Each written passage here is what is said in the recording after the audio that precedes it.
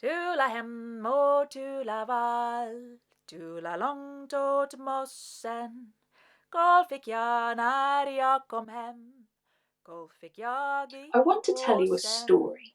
Mjölken A var story på about kilo på. consequence. Osten A såg story jag lite about å. how every action Smöret smakade carries a jag consequence. aldrig. And every consequence triggers the next, and the next, and the next, and the next, and the next, leading us to the only possible conclusion. But let's start at the very beginning.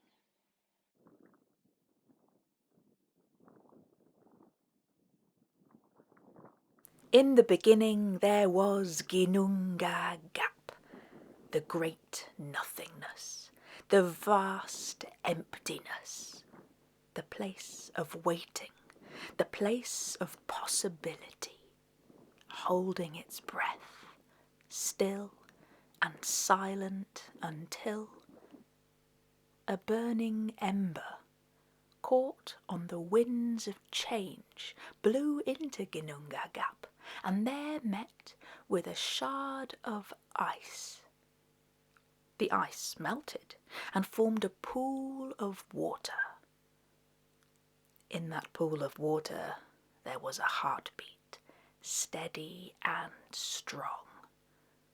In the pool of water there was movement. Out of the pool of water emerged a head, shoulders, arms and legs, and out from the pool of water stepped Ymir, the first of the frost giants.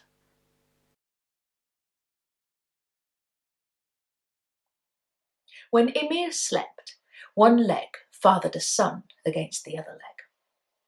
When Ymir slept, 7-headed trolls crawled out from in between his toes.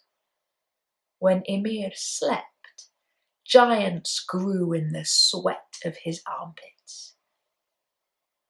When Ymir slept, there was movement in the pool of water again, and this time out stepped a cow. The giants and the trolls drank the milk from the cow, and when the cow was thirsty, she licked the ice. She licked and she licked, enjoying the taste of the salt. She licked and she licked until she uncovered hair, an ear. She licked some more, a neck, a face.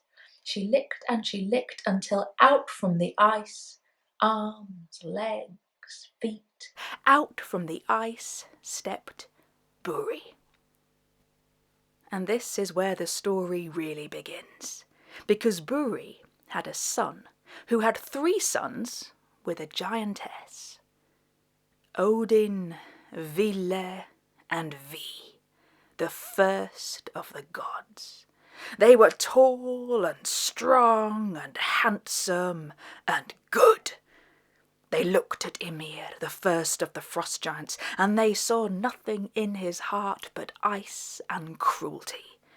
They knew that he must go. They raised their swords up high and plunged them deep into Ymir's flesh. Ymir crashed to the ground. Odin, Ville, and Vi sliced off the hairs from his chest, cast the hairs out across Ginnunga Gap, and where they landed sprouted oak, elm, beech, birch, pine, sycamore, willow.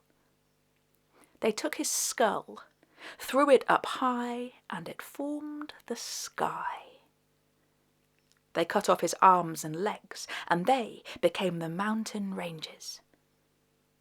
His flesh became the earth. His crushed-up bones became the stars. They sliced his veins, and the blood flowed into becks, rivers, and great oceans. The 9 worlds were created.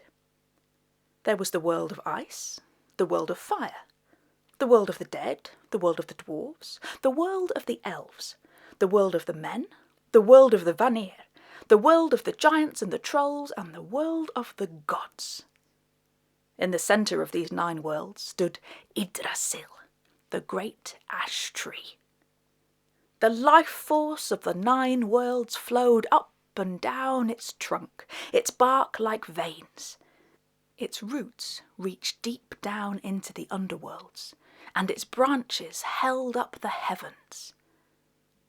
A dragon gnawed the roots of the tree. An eagle sat in the highest branches, and a squirrel scampered up and down the trunk, passing curses between the dragon and the eagle. Yggdrasil was the tree that was. Yggdrasil was the tree that always would be. Yggdrasil was the tree that would be until the world was no more.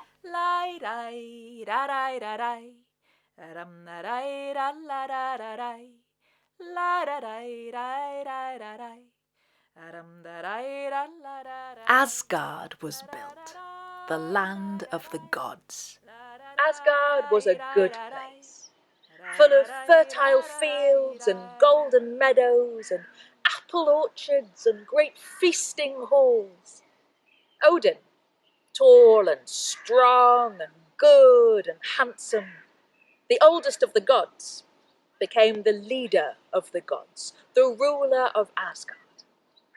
He and his wife Frigg had 2 sons, twins. The firstborn was pale and weak, sickly and blind. They called him Hod.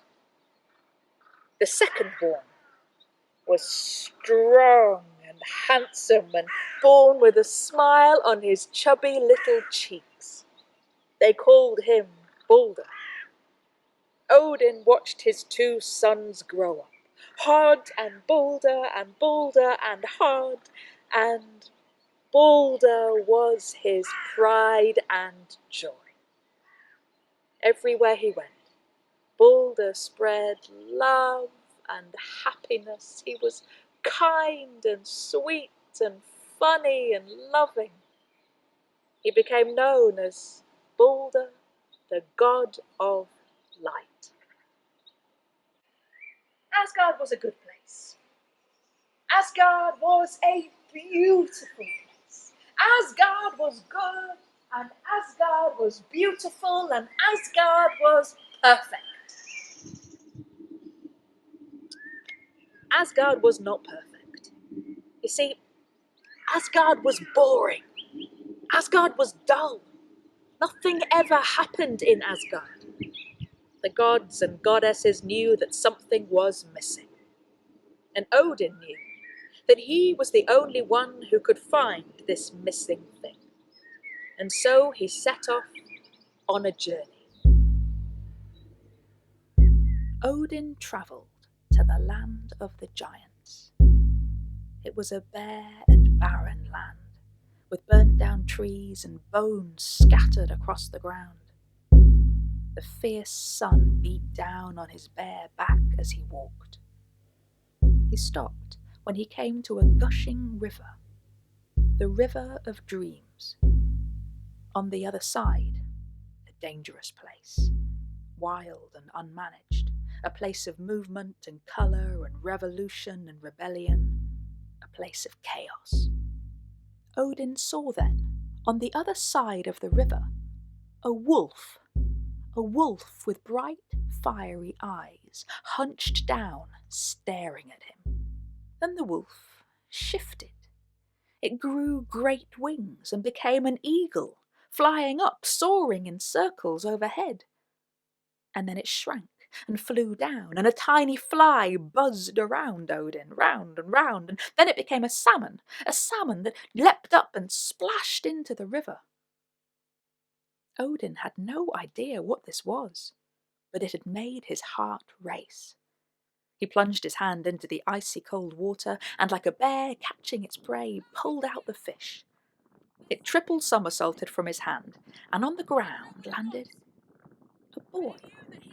a boy with bright eyes, short red hair and freckles across his face. And the boy said, "Feed me and I will live. Water me and I will die. What am I?"